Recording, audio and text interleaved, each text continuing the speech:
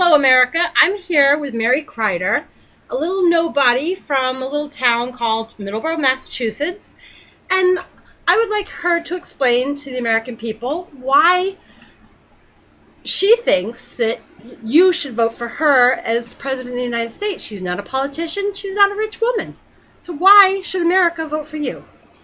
Okay, why I feel you need to vote for me this time in 2016 is over the last 50 to 100 years, we've had politicians slowly eating away at the Constitution, turning this country ever so slightly away from what it was meant to be. And because of doing it so slowly, people haven't realized what was happening. In the last 4 years, however, we've had an extreme left turn, okay, very hard left turn. And if we have another president 2 years from now in 2016 that follows in his footsteps and continues his policies, I think America will be lost forever. We cannot leave it up to another politician this time around. Okay, we must, before this country is lost forever to what it was meant to be, we need to get somebody in there that's a person, a nobody, like myself. Okay, if there's somebody else out there, welcome them to step up. But we need somebody who's not a politician, who cannot be bought, who stands firm on their morals, who stands on principle. Okay, there's right and wrong. We need to stand up and say there's right and wrong. We need to get out of this political correctness hell that we're living in right now.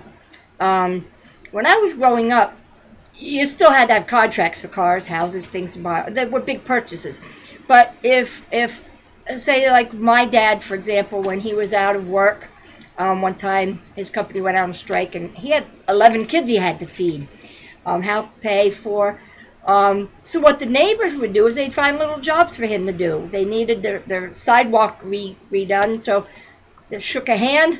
He said, I'll do it for this amount. And it was a contract based on a handshake. You did what you said you were going to do. You did it the way you said you were going to do it, and you got paid a fair price. And this is how this country used to be.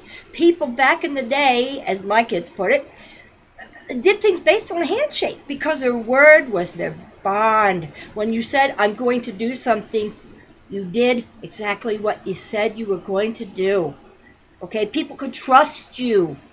And that's what I'm coming from. I'm a person who I don't like to owe people things, so I tend to not borrow things from anybody. And if I do have to borrow something, I like to pay it back as soon as I can possibly pay it back, okay?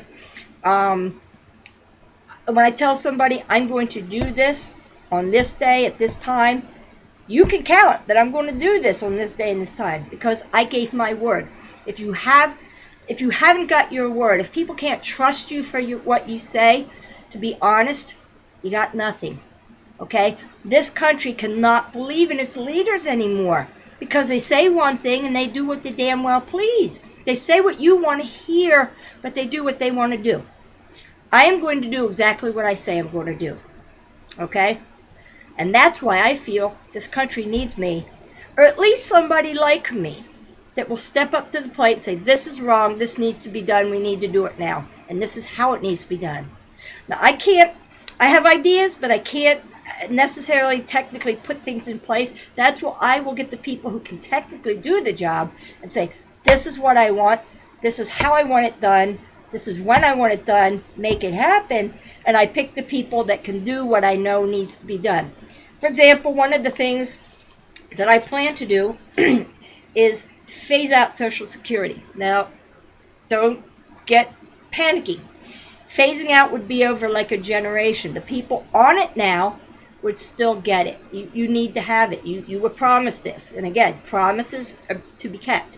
But what we'll do is people coming into the workplace wouldn't be depending on Social Security anymore.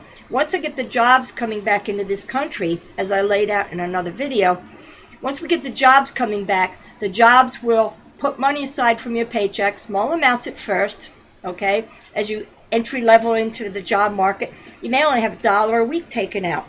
As you get further and further, 10, 15 years into the job market, they'll take a little bit more out. And it'll go into a pension plan, money into an account with your name on it that will be reserved for you when you retire.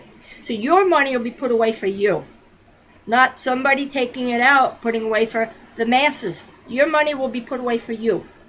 If something catastrophic happens before you retire, that money will be there for you for that. Okay, and anything left over will go back into your retirement account. But we'll go back to pension plan based on your company you work for, like it was when my father was working. I'm going to stop there now. The video is running long, and we'll pick this up on the next one.